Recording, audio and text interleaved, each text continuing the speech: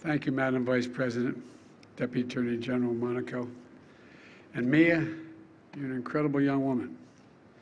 We spoke for a moment inside the Oval Office, and a lot of people here who have lost someone, and too many here have lost someone, know that no matter what the occasion, how celebratory or not it is, when you have to repeat it, you relive it like it just happened a moment ago.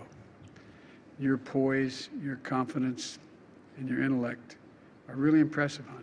I mean, they really are.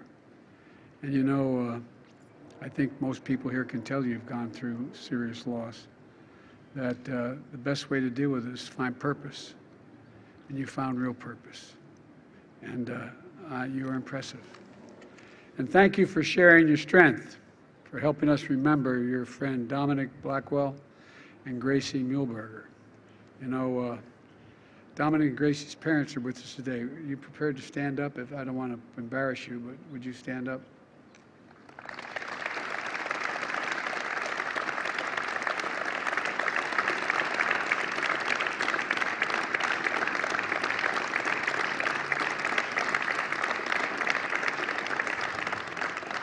If you have a moment afterwards, maybe you can come in the Oval with me if you wouldn't mind. I'd love to talk to you. Frank and Nancy, Brian and Cindy, everyone here, as they say, feels your pain a little bit, particularly if they've suffered a serious loss. You've now joined a terrible fellowship of loss that many people have experienced. There are too many survivors and advocates here for me to name everyone today, but let me say, the loss in this crowd is incalculable, but so is the strength. So is the strength. I believe our nation will be safer for your bravery, and I really mean that. Survivors like me and Manny and Claudia, Los Angeles Deputy Sheriff who survived an ambush by a shooter with a ghost gun, represent individuals and families all across this country whose lives have been forever changed by a ghost gun. Some made national headlines, many others did not. Today we honor your strength and your action. A year ago this week, standing here with many of you, I instructed the Attorney General to write a regulation that would rein in the proliferation of ghost guns because I was having trouble getting anything passed in the Congress. But I used what we call regulatory authority. A year later, we're here, we keep that promise. The gun lobby tried to tie up the regulators and paperwork for a long, long time. The NRA called this rule I'm about to announce extreme. Extreme. But let me ask you, is it extreme to protect police officers? Extreme to protect our children? Extreme to keep guns out of the hands of people who couldn't even pass a background check? Look, the idea that someone on the terrorist list could purchase one of these guns is extreme. It isn't extreme, just basic common sense. You know, if you buy a couch you have to assemble, it's still a couch. If you order a package like this one over here that includes the parts you need, the direction of assembling a functioning firearm, you bought a gun. Take a look. Take a look at this. It comes in this package. You can see the picture down here maybe. This is the gun. It's not hard to put together. A little drill, hand drill at home. Doesn't take very long. Anyone can order it in the mail. Anyone. Folks, a felon, a terrorist, a domestic abuser can go from a gun kit to a gun in as little as 30 minutes.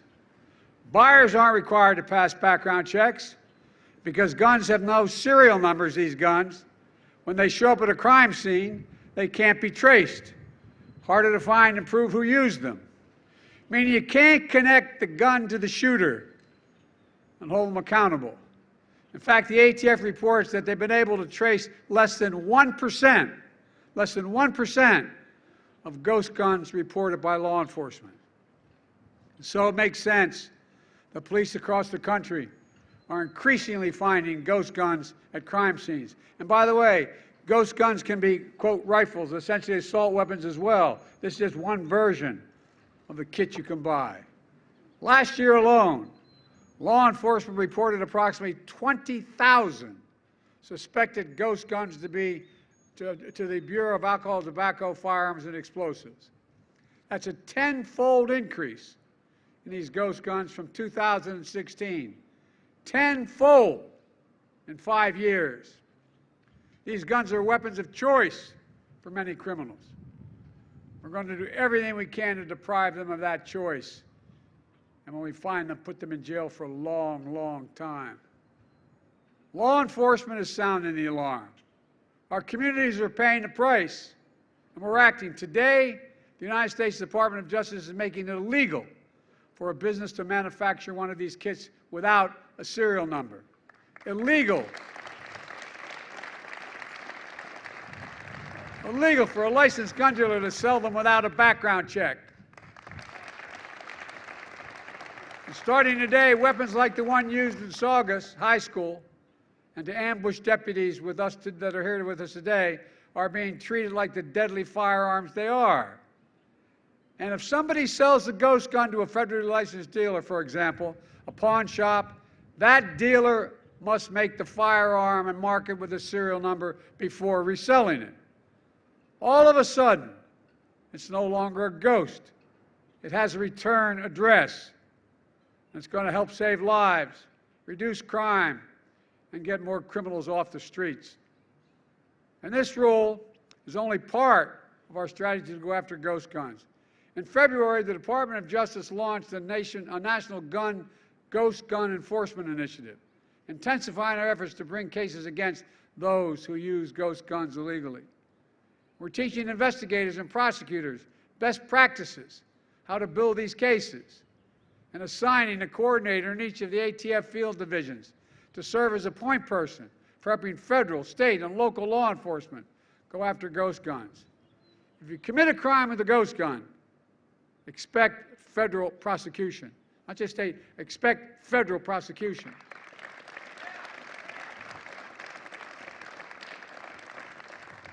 This rule is an important step. It's going to make a difference, I promise you.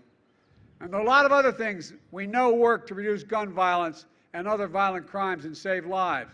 That's why I put together a comprehensive strategy to supercharge what works while continuing to push Congress to act on sensible legislation to prevent gun violence.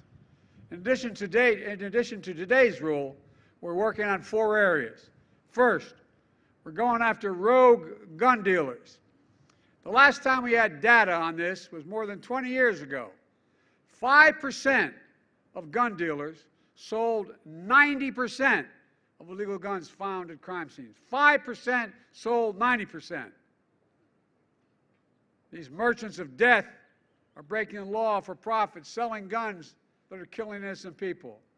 We're cracking down on these gun dealers and the violent criminals they knowingly arm. Second, we're disrupting illegal gun trafficking. Attorney General Garland has directed all U.S. attorneys to prioritize combating gun trafficking that is moving guns across state lines and city boundaries. The Justice Department is surging prosecutorial resources to help shut down these trafficking corridors, including the one known as the Iron Pipeline that funnels weapons from gun shops in states like Georgia to crime scenes up and down the East Coast. Thirdly, we're funding strategies we know reduce gun crime, community policing, and community violence interruption. Look, I've said it many times. The answer is not to defund the police, it's to fund the